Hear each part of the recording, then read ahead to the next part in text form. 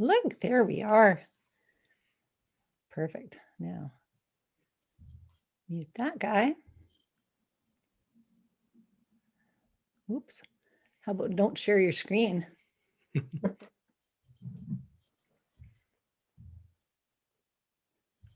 And record.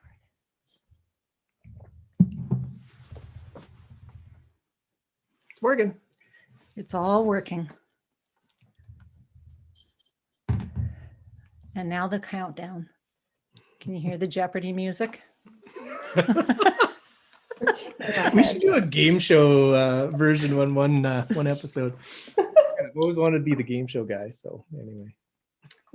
Oh, you totally could do that. Yeah, I could see that. That's what you're calling, actually, now that you mention it.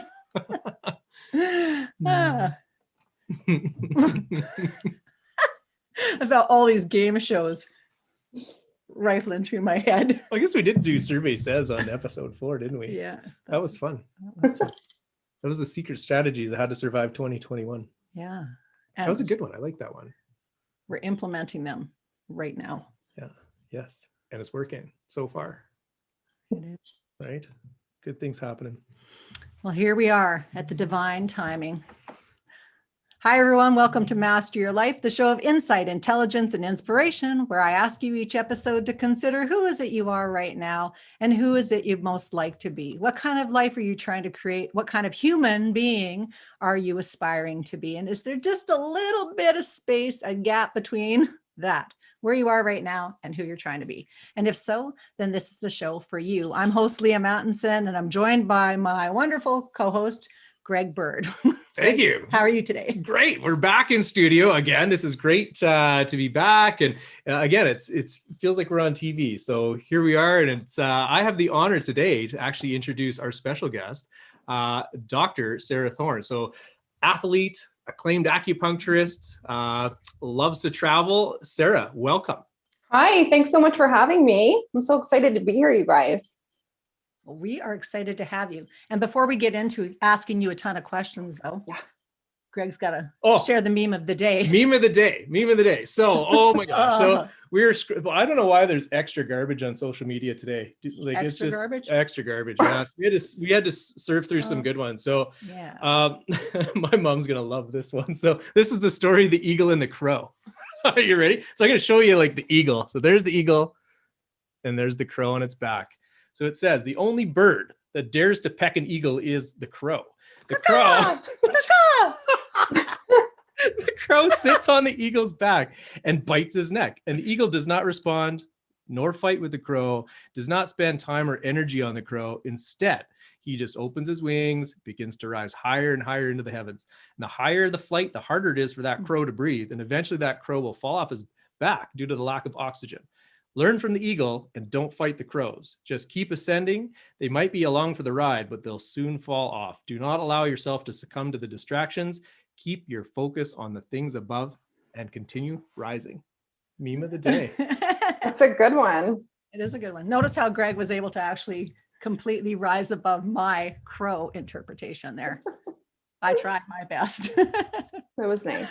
Yeah, exactly. So we're so excited to have you, Dr. Sarah, because you've, done a million things in your life, and as a young lady who's just out there in the world living it, it's really inspiring to have people on that have overcome some things in their life and that are bringing some, truth and wisdom that isn't everyday truth and wisdom, so right. You're an acupuncturist. What's acupuncture all about? Because a lot of people don't know. Right. So, acupuncture can mean so many different things to different people. Basically, you look at it and it looks like somebody's just putting pins or needles into your body or into your skin. I have perspective from a patient, being a patient getting it, and perspective of being a doctor and providing it. So You look at it as a more Western approach or a more pain-based approach to a more Eastern approach, where it could mean anything from managing pain to potentially just managing the body and the meridians and the energy, which I think a lot of people understand as chi. So, acupuncture is not straightforward when it comes to the experience, which is quickly becoming my favorite practice and quickly becoming one of my favorite topics of conversation lately, especially with my patients and with both you and 𝙑𝙤𝙩𝙩𝙡𝙚. So it's it's something where a lot of people probably think they know what it's about, and some people don't know much about it at all, like Greg's mom. Hi, Greg's mom. Hi, Greg's mom. So it's I think it's important to understand why you're going or what you want to get out of it, and maybe being very open to understanding that maybe you're going for one thing, but you might be able to experience something totally different. You might be going for stress and relaxation, which we're seeing a lot of right now with 2020 and 2021. Yeah. So, and maybe understanding that you might feel more relaxed or you might feel less pain, but when you get off that table after your treatment, being able to really reflect on how your body felt, or really focusing on the mind-body experience and how to quiet your brain and how to focus on yourself and what it's actually making you feel. So, and I know Greg's probably really good at that. He's impressed me with his experience with acupuncture. So. Well, it's amazing. And I was, again, just to give you some context, I actually want to share two very specific stories. And I'll tell the first one first. Was my first attempt at acupuncture. And it'd be years. I think I've walked the earth 38 years before I actually decided to maybe try this. And it was a time in my life where I just felt like everything was going kind of wrong. I got out of a terrible relationship, like work was just kind of bumping along. And I'm like, there was always this little sushi place right beside my office. And I went there one day and I'm looking across and I could see there was like a little acupuncture clinic there. And I tell you, I thought, you know what, I'm just going to try this. Like, I know I've talked about it. You see it on your group benefits plans all the time. And I'm just like, I'm going to go try it out. So wouldn't you believe it? I went, had my sushi. I finished up my lunch and I walked over and opened the little door, ding, ding, ding, ding. And there's a little man in there, Dr. Zhang Wang, goes by Joseph. He was expecting me. He's like, come with me. we walked to his office. He's like, sit down, show me your palms. And he did some kind of reading of my pulse. He's like, stick out your tongue. And then and he was just reading and assessing me. And then he went and told me this whole story at a mannequin with all the energy points and everything. And he was trying to explain to me in layman's terms, because keep in mind, I'm small town Alberta boy, grew up on the farm. I didn't know any of this stuff. Like, I literally had the whispers of my grandfather Bird saying, you actually believe in this stuff? Real. Right. That was my best impression of Grandpa Bird. All my family watched and I was laughing because that was him. So I go in there and wouldn't you know it, he just you are broken. I'll fix you. And I'm like, okay. He's like, fix this before I fix this. And he went on to talk about the yin and the yang and talked about, how emotional and energy trauma or things like that can really affect and manifest the physical body. So I want to share this story for anyone who's just marveled or thought about it or tried it or just at wit's end to try something different. I swear it changed my life. And the moment on the table where he's sticking the needles in, and he had the same process as you, Dr. Sarah, where he started near the ankles to kind of ground you. That's how you explain it. You got to ground. Then working your way up, and whatever he did when he stuck the needle, boom, right dead on my forehead. It was like everything that was going around me thinking just went zoom, and right back, and then I couldn't move. And I was there for 45 minutes, and I felt like I'd slept for a week. And that experience, when he finally took all the needles out and came to see me 45 minutes later, he's like, look in the mirror. And I looked and I was all rosy. He's like, see, your chi is pink. And I'm like, what? I don't get it, but I don't even feel like $1 million. I feel like an infinite bucks. And that's what I don't get it, but I love it. Yeah. I don't get it, but I love it. Yeah. And then the funniest part of the story is I'm walking back to my office and all of a sudden people are turning their heads to stare, everybody. And it was just odd. I'm like, am I bleeding from the ears? from the needles he took out of the ears? Yeah. Anyway, it was different. Things were different. I felt at peace. I felt at a higher energy level. I was vibrating higher. And that was my my first experience. So Mhm. I'm going to throw that one back over to you, Dr. Sarah. What did I experience in that moment? And I think that takes me back to explaining, the mind body experience. And some people have that aha moment with just one treatment. And some people, it's like anything, can take practice, right? And, one of the things we know that acupuncture does very well is it increases your blood flow, right? So that's opening all of these channels that need oxygen and nutrition to function.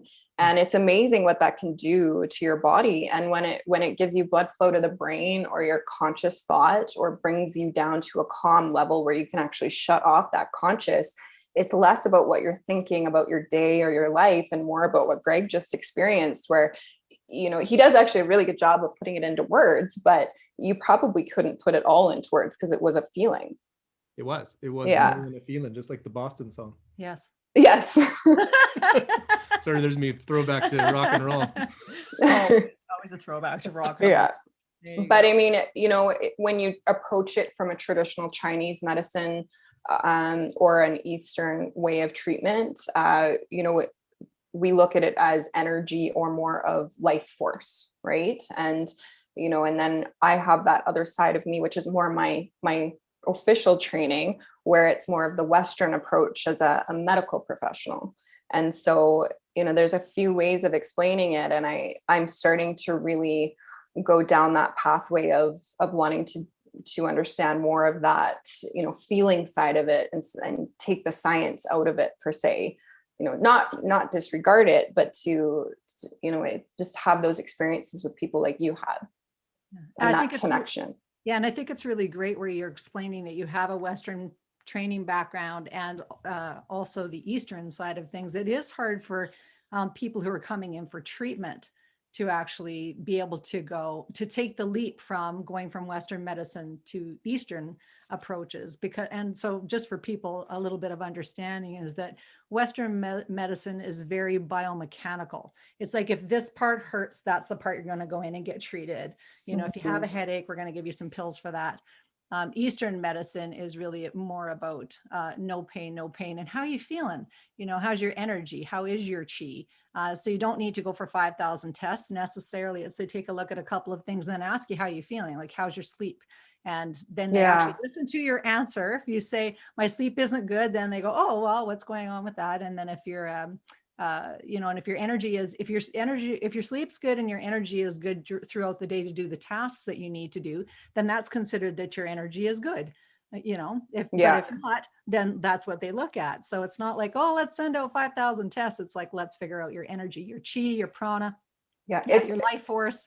Exactly. Very, very different. Yeah. And it's so beautiful because it can be that simple. Yes. And I do have, of course, the majority of how I treat and my patients are, this hurts here, like you're talking about.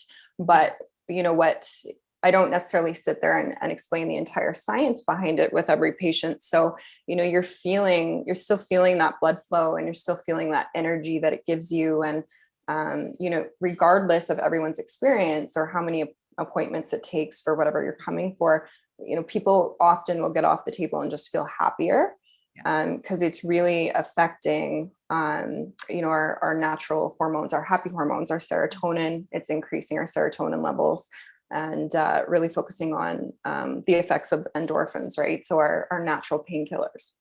So people get off the table and sometimes they don't know what they feel or why they feel it, but they're a little bit happier, a little bit more pep in their step. So, and it affects the nervous system with all that juicy blood flow that we're getting. So I have patients that laugh. I have patients that cry. I have patients that want to talk a lot, and patients that are like, don't talk to me at all. So, and that's great. Like, it's totally fine. It's like, let's honor that.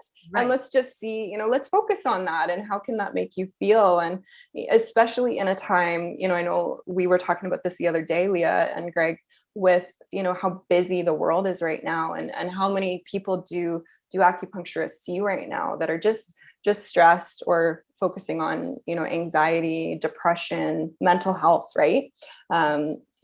It's such a great time to yourself to experience what acupuncture can actually do for your mind and do for your body. Mhm. Yeah, I want to echo what you just said right there. And maybe this is a call out to all the people that I know, not only advisors in my shop, there's a lot of them.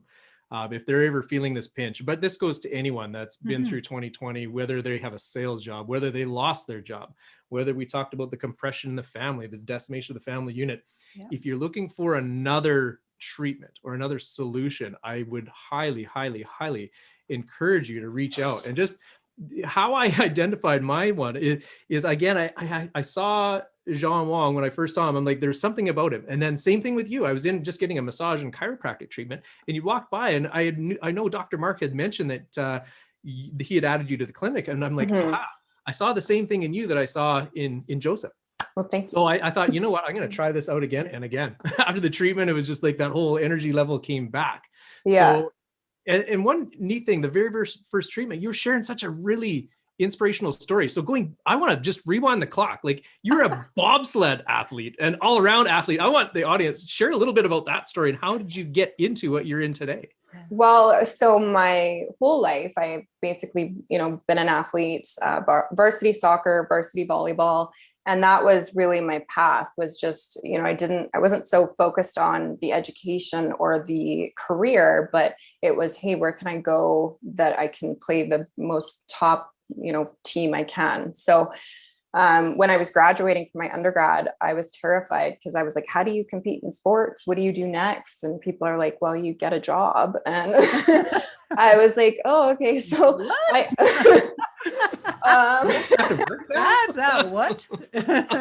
yeah. So that reality hit really fast.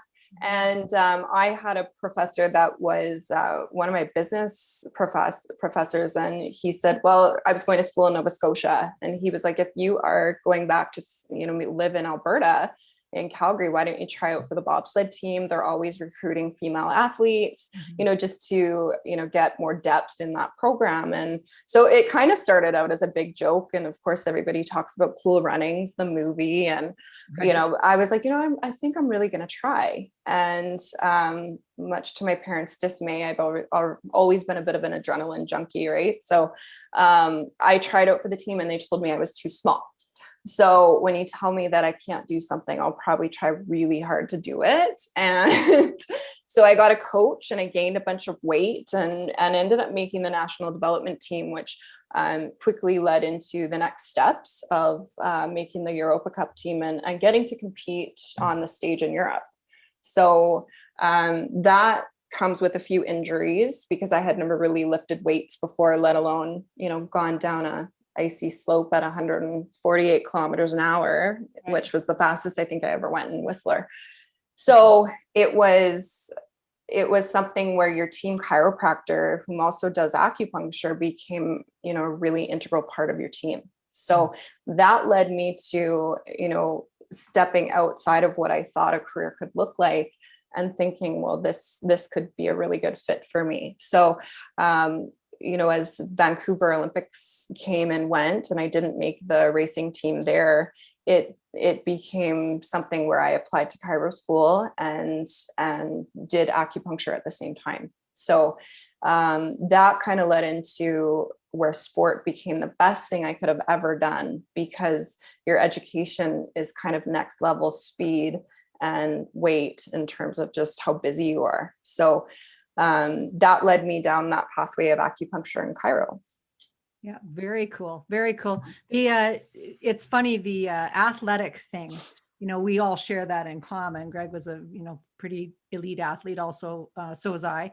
And it is this adrenaline thing. And we were talking about this when we first chatted about one of the problems with people who've been really athletic though, is that they actually have lots of problems with adjusting to normal life because you're so used to having that ding, ding, ding, ding going off in your head all the time. The drop basically of all the adrenaline. And so these dumps. So part of learning chiropractic and acupuncture, have you used your own skills to actually level out that need to have those spiky kind of highs? Sort of. Working on it. Yeah, I think I'm always going to be working on that, to be honest. But it's, yeah, when I'll go for chiropractic treatments and acupuncture treatments. And again, it brings you back to just some sort of focus and some sort of connection with your body, because we get on that overdrive, right? And we're always looking for that next hit. And I know, Leah, you had mentioned that with your sport, and Greg as well. And even with Leah, you training other athletes, there's always kind of like, what's the next thing?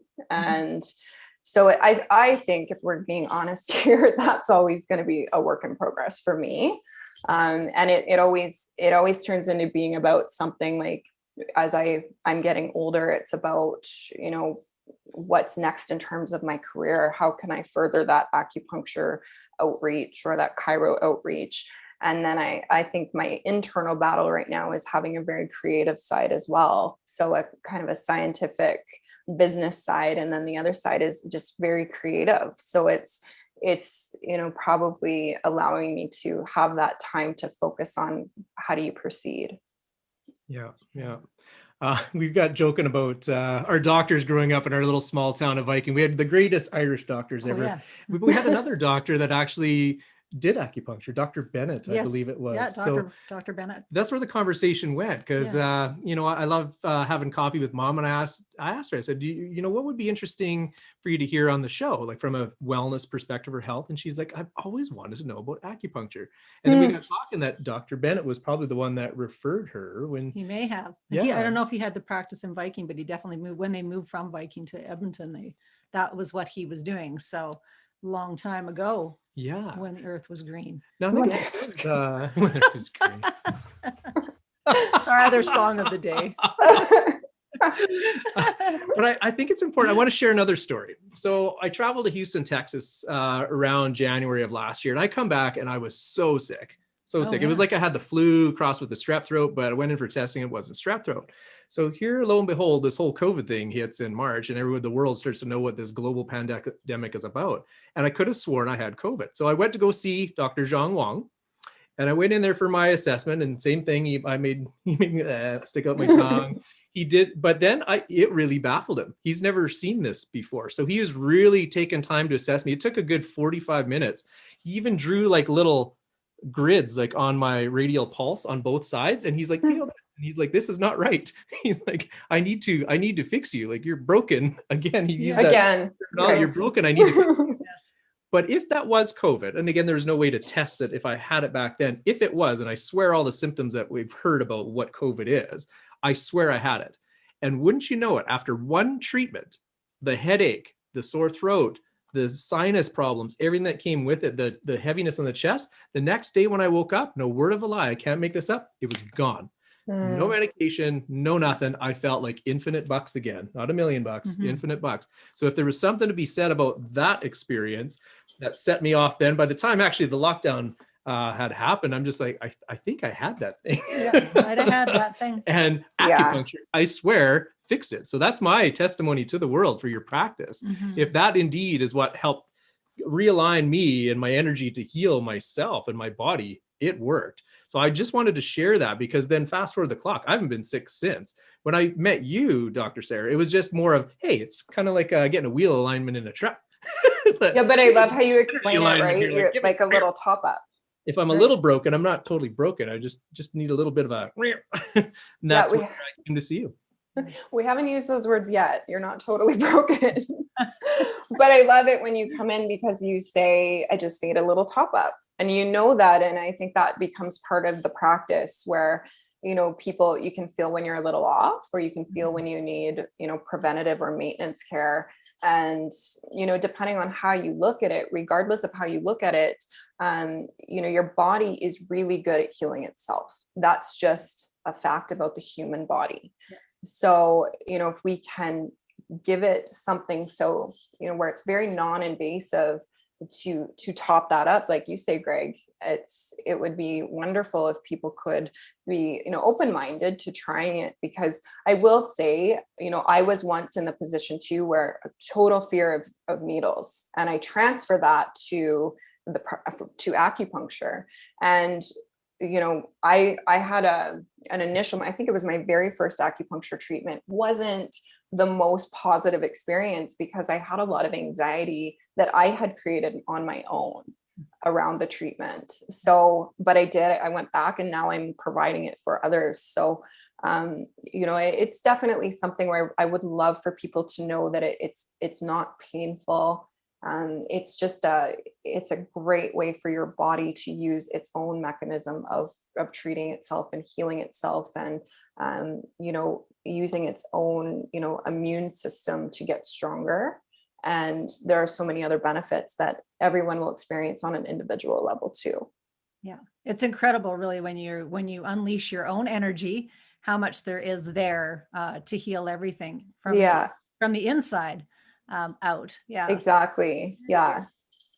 Which with like your own practices. So it can be pretty powerful stuff. And then there are those patients that you just come in because you tore your rotator cuff or you have a strained muscle, and it's all about nerves, muscles, connective tissue. I do a lot of electroacupuncture, which is where I add a current to the needle and we contract the muscle to increase that nerve muscle communication so that the body and the muscles are ready to function, which is an awesome way to treat athletes or weekend warriors or injuries. So that's, those are, Greg asked me the other day, do you have a couple of cases that you might want to share? And, one of them, my favorite that I can think of, was this lady in her 70s, and she was having nerve pain down her leg. She had tried everything. She had had a bunch of imaging done, and of course, a bit of degeneration at that age, which can affect the nerves. But she was just kind of on her last straw of, what do I do? Getting very depressed about it. And anyways, we tried some electroacupuncture. So really talking and communicating to the nerves, and she was instantly improved when she got off the table. And she's one of those ones like you, Greg, where she just comes in for a little top up. Yeah, Wow. that's great. Wow. I have a friend who is an ex-NHL hockey player who had been rammed into the boards as a young and was hospitalized. Like he was So anyway, 30 years later, he's still walking around, like this with his shoulders up in his ears. And I had said to him, like, what kind of treatments did you go for? What did they do for you? And he's like, well, the regular, go to the doc, blah, blah. And I said, well, have you ever been for acupuncture? So he was 63. So he's like 63 years old. I said, have you ever been for acupuncture? He's like, no. Went for 2 treatments, and all of the pain was gone. So he'd walked around like that since I think he was in his early 20s or mid 20s when this injury happened. And he'd been in that agony for decades. And so then they start doing stuff to pain manage. So people don't, with pain, if you can't get it alleviated some way, then you start doing things to manage pain that are unhealthy. So drinking, a lot of people drink in order to manage physical pain because they just don't know what else to do. And so if that's you people, if that's any of you who've been dealing with physical pain and that you can't get relief either through medication or through, alcohol or other drugs to, take the edge off, I just really encourage you all that this is a very natural way of actually getting your health and happiness back, because those things just mask your happiness and mask your glow and mask actually what you're supposed to be doing here on this beautiful planet during this ride. And so if there's a way to be able to relieve the pain and then recapture your life, that's an excellent gift to give to yourself in 2021. Hey? Yeah, that's really well said, Leah. Yeah. You bring up a good point about that. You think of all the ones that are addicted to painkillers too. Oh, so many. Like if I rewind the clock back to Zhan Wang, that was circa 2016. I have never taken a painkiller since. Like I come in for the top ups to see you, and I don't need it. And you think of all the other damaging effects that stuff can do to you, right? Yeah, absolutely. Yeah. You could go off into the weeds in that one, but For sure. And I think it's important to actually talk about it, because when you're drugged out, I haven't been on any medication of any kind for 20 years, nothing. And yes, nothing. And not a sick day.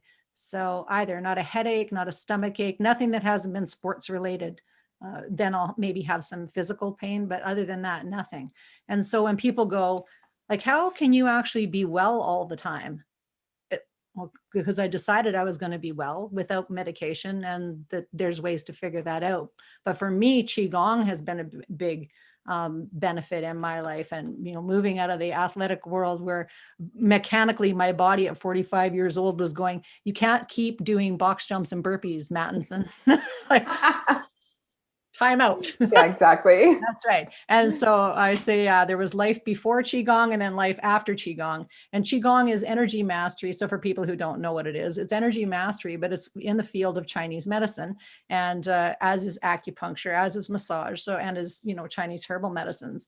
And so I know quite a bit about acupuncture, and just is kind of, it's a neat thing when people are blocked up to the way that Qigong and acupuncture can work hand in hand is that if people go to acupuncture and they have anxiety before that treatment, they can actually do a little bit of Qigong to alleviate the, through, spinal cord breathing, or those kinds of really simple breathing exercises to relax before treatment.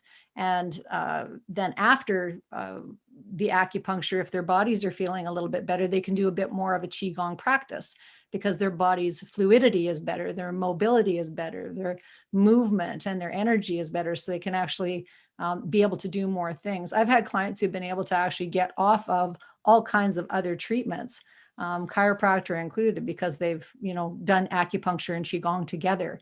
So when they've been relying on getting through their workday because they sit at the desk all day and they rely on their chiropractor and massage in particular to get through the week, they've got people lined up at the door to do those treatments, and then they start to do instead acupuncture, Qigong, and take over that health and well-being from the inside out, and then they don't need the treatments anymore. They go, oh my God, it's like I didn't even realize how much of my time I was spending getting treatments for things that weren't actually healing my body. Mm-hmm. So there's a very big difference between masking and healing. So can you, absolutely. Yeah, absolutely. So in acupuncture, what is it that is actually energetically fixed? So when people go, what's the magic of this acupuncture business? That's such a good question. Do you know the answer? Well, I think it's the alignment of energy systems and the release of that life force energy through your body. So the alignment of energy. And if anyone doesn't know what energy is, it's like if you clap your hands together, everyone play along. You can feel it together. Yeah. And then just feel and go, oh, that's your chi, that's your life force energy. And yeah. So it can be blocked up for a number of reasons, but the acupuncture, when you've got lots of things out of alignment in your mind, body, spirit, and in your physical body. And when you get into pain, it's like you do more, you're more tight and you're more curled up and you're more not taking in nice, deep breaths. Mm-hmm. You just go more into a protective mechanism, which actually, locks up your energy, but tightens up your muscles and blocks your blood flow and starts to affect everything, from your stress levels to your sleep. So it's, and like I said, it is a practice. It's, for anyone listening, we're telling these amazing experiences or these success stories, but also not to get, off route. If you feel like, hey, I tried it, it didn't work for me. I tried bobsleigh once and it was maybe not the best experience ever, but yeah. I had a couple big crashes too, but for whatever reason, I went back. So, I think it's really important to tell people that if they're not understanding it on one level, not to be strayed from the fact that it might help them on a totally different level, one that they can understand and something that means something to them. So it's just one of those treatments where, I even just have parents come in for a little bit of quiet time, because like you said, Leah, we're working from home and space is an issue. So, if we're not taking care of our home, our bodies, which is the only place we really have to live in, everything else gets affected in a negative way. And that's the way we communicate with loved ones and in our jobs and our professional lives too. So, even just finding something that you can go and you can connect with yourself I would highly recommend just a starting point of that. And, you know, if there's aches and pains as well, or you're looking for some healing, then that's, of course, another pathway for it too. So. Nice, nice. Well, we had a big aha moment as well. So going back, I want to just dial back to the Qigong thing. So we were blessed with two amazing gym teachers. Oh, yeah. Yes. Ping and 𝙑𝙗𝙤𝙪. So Leah, do you want to talk about that? Why we had such an elite force of athletes, like from the basketball team to volleyball to track and field? Like, yeah, well, I was thinking about, because Ping in particular, Mhm. that he, from the time I can recall going to gym, so grade 1 gym class, we'd all be lined up and doing Qigong moves. Now that I look back, I go, oh my gosh, we were doing Qigong then. And like totally, it's like in gym. Yeah. And so, yeah, we were way more flexible. We had way more strength, faster speed, like all of the athletes that came out of that little town we kicked some butt. And for many, many decades while those teachers were there. But the basics were really, it's like being rooted and grounded, being flexible and mobile, having, you know, good energy, inhaling really deep breaths, being loose in the shoulders. Yeah, it was just, but started young. And I was, you know, worked in the school system. So I know that it wasn't curriculum. Like that wasn't necessarily standard Alberta school curriculum. No. So I'm like, But it worked. But it worked. So it was so we were exposed to the Qigong. I don't even know if he would know that that's what he was doing. But as I look at the movements, as a Qigong teacher and whose master, so my master's Lee Holden and then grandmaster's Mantak Chia. And part of we do medical Qigong in our line of things, but they're fun and playful. Like that's my Qigong practice is fun and playful and medical Qigong, where other practices are not like that necessarily. But our Ping Pon was definitely fun. Like he made it fun. Yeah. And he coached my mom and dad. So dad's laughing right now. All those little moves that you do, like all the moves. Totally Qigong. There you go. And why we were, again, such an elite force. The town of Holden and Riley and Tofield didn't know what hit him every time our track team come into town. That's right. Yeah. You guys had to step up, but you didn't know why. We do. That many years later. We did not. But it does something, that energy and that blood flow and even just feeding off of one another's energy, that does something for the body. It does something for a professional. It does something for an athlete. Yeah. So that mental strength is very understated, I think, too. So are you noticing anybody coming in with issues from wearing masks? That they're dealing with anxiety or they're dealing with lung issues that they're not getting the oxygen requirements? I haven't really seen anything directly with lung issues. I would say that we're not getting the breath that we're used to getting. Mm-hmm. I would say the biggest thing is we're shallow breathing. So we're using a lot of our respiratory muscles, our neck muscles, our chest muscles. We're not breathing anymore from our diaphragms. And we're not taking in that conscious deep breath. If you check in with yourself, you'll realize that you're just shallow breathing, or you're breathing from here. And that creates this tension in the neck and the shoulders. And there's a lot of that. And then it really is affecting sleep patterns. So it's, whether it be from the masks or just the situation that we're finding each other in, it's every day, it's daily. So, and then of course there's the acne and that sort of thing that comes along with the masks as well. Yeah, who would have known that would have been a word, the maskne or whatever. The maskne, yeah. I had a big pimple on my nose. Oh, well, I don't even own I haven't had one since grade 8. My confession. Yeah.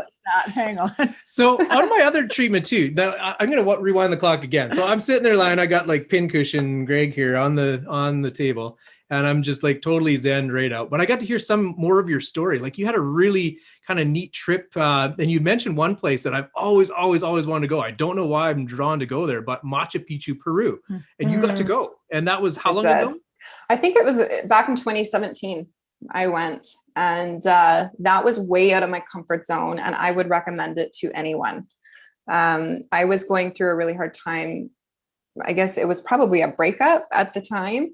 And one of my very dear friends, Riley, he had called me at Christmas time, and he said, "Hey buddy, like we're going on this trip." And I said, okay. So he invited me to go, and he caught me at a really good time. It was really out of my comfort zone. And basically it was called a pilgrimage, and it was with a group of people, and we're going to Peru, and we're going to take a couple of weeks, and we're going to experience all these different, weird, wonderful things that may help you get more in touch with yourself. And it certainly did. It was really out of my comfort zone. And I think Greg and I were talking, I grew up in a religious family, very Christian, church going. And so anything that was outside of that kind of just feels a little bit, or felt a little bit off. But I've also been a very spiritual person and very open to that side of myself. And so this felt like a wonderful opportunity to just leave the world behind and go to this new world that wasn't even on my radar to travel to, and in a really safe way of doing it. So I got to go there, and it is an amazing country with amazing people. I think there's at least 12 UNESCO heritage sites in Peru. So people travel from all over the world there because the energy levels are just so strong, and it's such a wonderful place to go and connect to yourself, connect to that mind body connection, which we talk about sometimes, and just the land, which is one of those, you had asked me, I think, how do you ground yourself at the end of the day? And it's through nature. And if you ever want to experience that, Peru is such a beautiful place to go. Get lost and find yourself. That's the way I explain it. It's a little harder to ground here right now with the snow on the ground. Yes, a little bit. Frozen tundra. Slight little less appealing than yes, Machu Picchu. Yes. Yes. So it's nice to hear somebody talking openly about spirituality. And I think that that's a really neat thing that's happening right now. Astrologically, it's like we're moving out of the age of Pisces into the age of Aquarius, for those of you who follow anything astrological or astronomical. And so what that means is that the last 2,000 years have really been about the sacrifice of Christ and, being a sacrificial lamb. The next 2,000 years are going to be about higher consciousness. And so as we move out of that old sort of story, it's really about the new higher consciousness of how do we become Christ-like in our behaviors. And so Christic is, compassionate, loving, kind, all of those things that we can learn and take from the lessons of that 2,000 year ago history. As spirituality is really about living purely from that space of whatever your spirit is saying and intended for you, your journey and your path. And you've had quite the twists and turns on your path, because you come from a small town, you've come from this family that's, religious, you thought you'd be doing one thing and then you're doing another thing. Yeah. On the twist and turn, was no pun intended with the bobsled track. I was like, I have actually. Thanks, Leah. We're going to weave that in there somewhere. Weave it in, exactly. All the twists and turns. So many with numerous crashes in between, right? And that's just such a great little metaphor for life. And and in speaking to that Peru trip, I one of the ladies that was organizing it, I was somewhat on the fence, and she called me and she said, listen, I can't say what you're going to get out of it, but she said, what I do know, this is the one thing I could tell you, is that you will not be the same person when you come back. And it felt like when I was there, I let my heart open a little bit more. I let a lot of things run off my shoulders. And one of the things that I feel like I can't shut off since I got back is listening to my heart and listening to my body and listening to, that inner voice when something's really right or when something's really wrong. And I think sometimes we get really good at shutting that off and somehow overriding it and being able to basically sink back into that and start trusting and loving yourself again was the biggest thing I got out of that. And then I think, you really can basically, you love yourself, but then you basically have more of that type of person come into your life. So it's been fascinating. Yeah. And there's a complete difference between the monkey mind of the blah, blah, blah, blah, blah, And the external chatter of the brain and the internal voice of wisdom. Would you agree with that? Absolutely. And it's still difficult, we're in such a fast-paced world, and we're in a time of our lives where, we don't know what's coming next. So a lot of us are in survival mode, and I think there's not a better time than to just reconnect with yourself and learn what that mind body can really look like, and how to strengthen those loving relationships, and listen to, what your body needs and what your heart needs. Yeah. Yeah. Now, from a financial perspective, I'm going to dive in a little bit. So we all seen this on our group benefits plans. Those that are fortunate to have group benefits plans or health spending accounts, you can go for these types of treatments and it's covered. So again, I'm going to just put it out there to everybody listening and watching today. Again, if you're feeling some of these things, whether you're sick, whether you're hurt, you're injured, you're, stressed, we've named so many of them. The sleep was a big one too. If I go back to 2016, I wasn't sleeping. When you don't sleep, it really messes with your head. But Dr. 𝙤𝙗𝙩𝙩𝙡𝙗, he focused on how am I going to make you sleep? He's like, you're going to sleep like a baby. And he was right.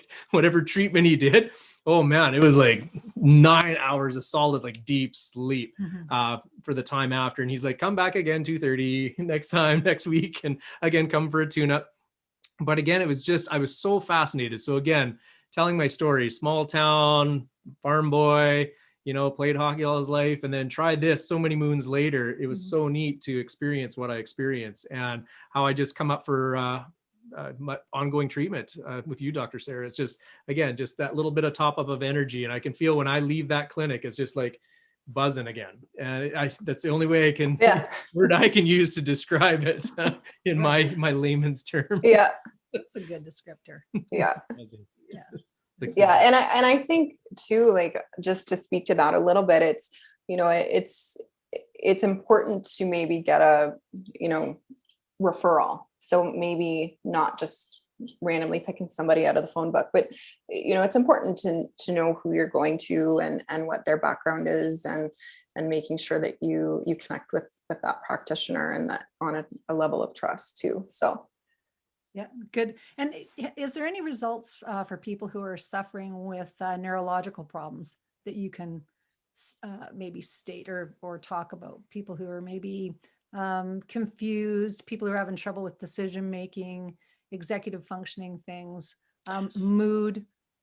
Well, mood for sure. I mean, it's, when we go down more of that route of the traditional Chinese medicine, that's slightly out of my scope, which I'm practicing right now. But we do know that, those natural endorphins and that natural serotonin, so our hormones, our happy hormones, it naturally is boosted with any acupuncture treatment. It's just one of those lovely side effects, if you will. So we know that has an effect on it. And if you look at the research, there's a lot behind exactly what you're talking about, and how to get people off of their medications. So it's, and if people have questions, I think it's really important to go to their practitioner, even if it's just for a conversation and not a treatment, and make sure that you are being paired with somebody where that is their scope of practice, and where that is something that they've worked on before. So. Yeah, fantastic. Fantastic. So I guess that's the answer is, if you're even feeling a little bit like, I don't really know what's wrong with me. I just know that I'm not the Energizer bunny that I want to be. And this is like, not that I used to be, but that I want to be. This is the master your life question is, who are you right now? And who is it you want to be? How do you want your body to be? How do you want your temple of your body to feel? And, do you want to be enthusiastic and energized, or do you want the opposite of that? And so this is an opportunity to have a really tangible experience that's an in-body experience. So you can feel the results and the effects and the benefit or the side effects of it right away. And that's sometimes better for people who are trying to navigate their way out into feeling a particular way because there's a roadmap there. So thank you. Yeah, Dr. Sarah, I think that's just fantastic. Yeah. For giving people a bigger understanding of what's, available too, which is cool. Yeah. Yeah. And it's sometimes it's hard to just get across in words over, a podcast. And that's why I say, I would really encourage people to do their own research and find their own pathway to healing, whatever that may be. But there's a lot of power behind this tiny little pin. And, I was one of those people that was very fearful of it. And now I'm such an advocate of it. And I get to see the power of it and the healing properties, the healing powers of it daily. Whether that be some of my professional athletes that I work with, or, just a weekend warrior, or, like Greg. Well, Someone awesome, dads with lots of kids, like awesome dad that needs energy. That's right. Dads and moms that need energy. That's and where you're giving a lot every day. And if you could even just look at it as, hey, this is your space to work with your practitioner, where you might even have to start learning just how to give to yourself, even if it's just that 45 minutes to an hour that you might be getting with that practitioner, or alone in a room with acupuncture needles and some chill music. It could go a long way, especially today. So yeah. So one other question I guess everyone asks, are you broken? So there's another method to fix you. Am I broken? Am I broken? Yeah. So Dr. Sarah, how do people get a hold of you? Is it like Instagram the best way? You tell us. Yeah, so I would say either email or Instagram. I am working out of a clinic right now. My hope, maybe something to kind of put out into the world right now, is that maybe I get to kind of do a little bit of part-time from home and a little bit of part-time from a clinic. So I can really give more of myself in a bigger capacity from work from home, and really focus on some of that energy work. So it's Instagram or email is perfect. It's great. So okay, well, we'll put that in the show notes. Yes, we sure will. And to your point, if there's thousands or tens of thousands of people looking for acupuncturists, you can go through do your research online and see who it is that you can connect with, and then reach out to them and see if they are going to be providing the treatment that you really want or need. One of the things too, I want to just put out there to people in the last few minutes is that the reason I took Qigong was because I was given a diagnosis of something that's incurable. And the doctor said, neurologist said, come back when you're symptomatic. And I was just like, what? What kind of solution is that? So, but the good thing is that it's led down this other, health pathway of going, how do I be well? Which is different than how do I not be sick? And so in the how do I be well, category of how do I take care of my brain? How do I make sure my body's functioning? How do I know that I'm in alignment? That the Eastern medicine stuff has been an absolute godsend in my life, in my family's life, so the being able to take care of your health and from before you get sick.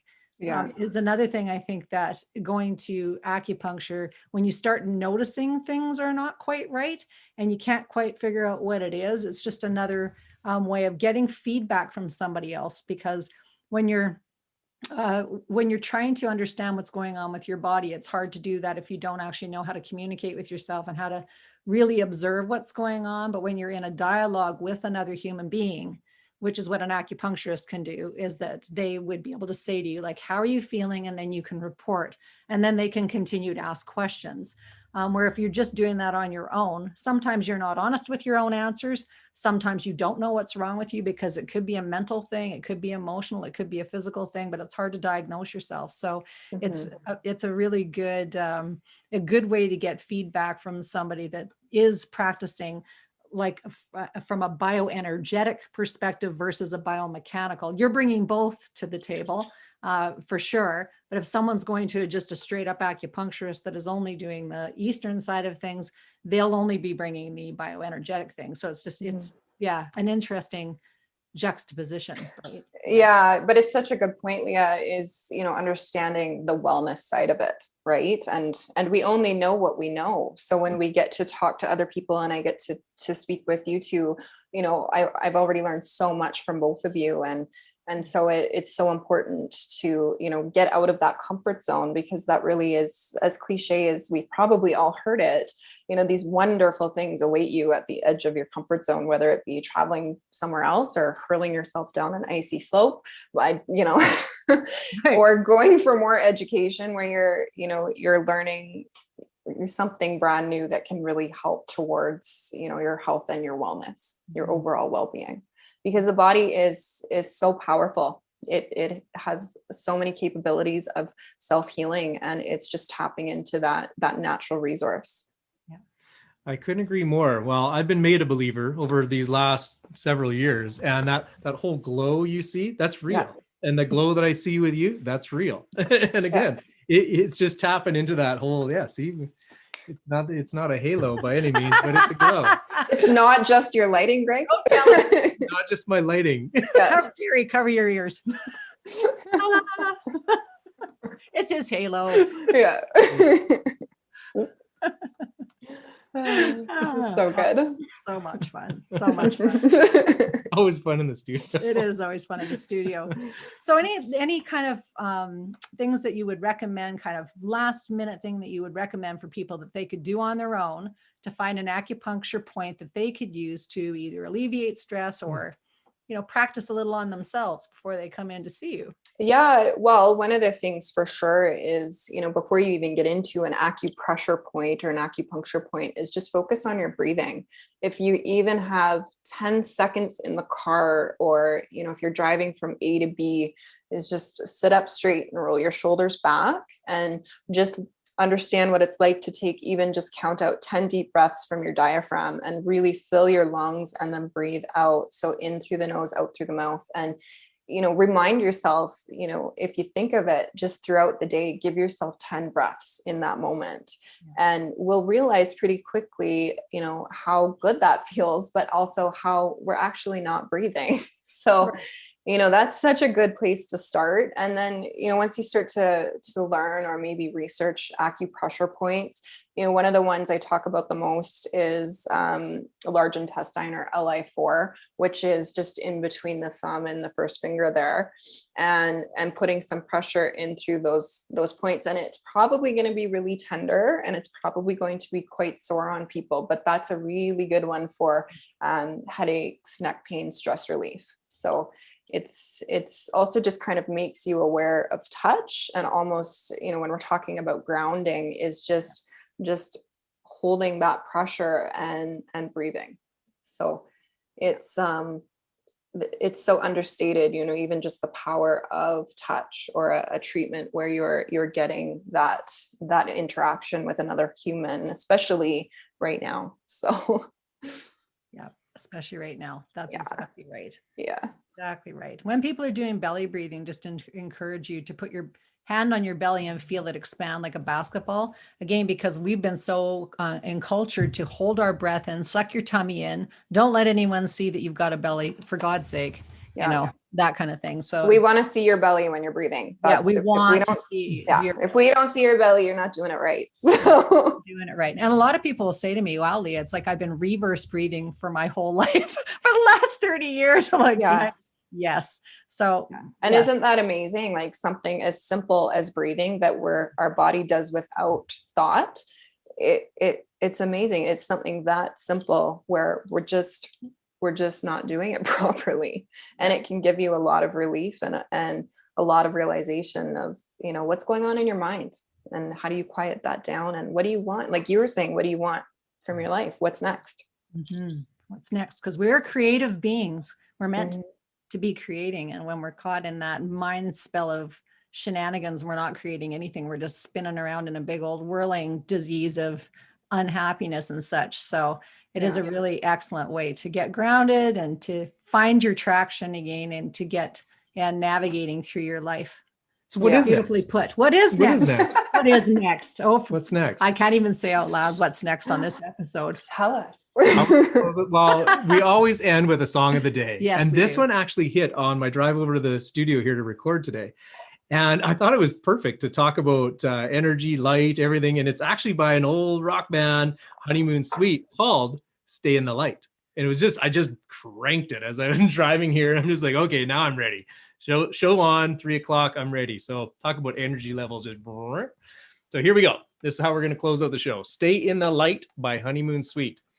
I wake up in the morning. Sky is gray and storming. Buildings, bridges, city streets, still as ugly as yesterday. They used to tell me anything just to sell me. But I learn quick when I have to. I want to say it to you. I want to say it. I want to say. Stay in the light. Keep your target in sight. Don't listen to fools on the run. Stay in the light. Keep your target in sight. Don't listen to fools on the run. I can look up to you. I can look right through you. I just want to see what I want to see. Things are easier that way. I stand alone, but I still need a home. I'm just playing along in this waiting game. Stay in the light. Keep your target in sight. Don't listen to fools on the run. Stay in the light. Keep your target in sight. Don't listen to fools on the run. Fools on the run. Stay in the light. Perfect. Applause for Honeymoon Suite. Honeymoon Suite.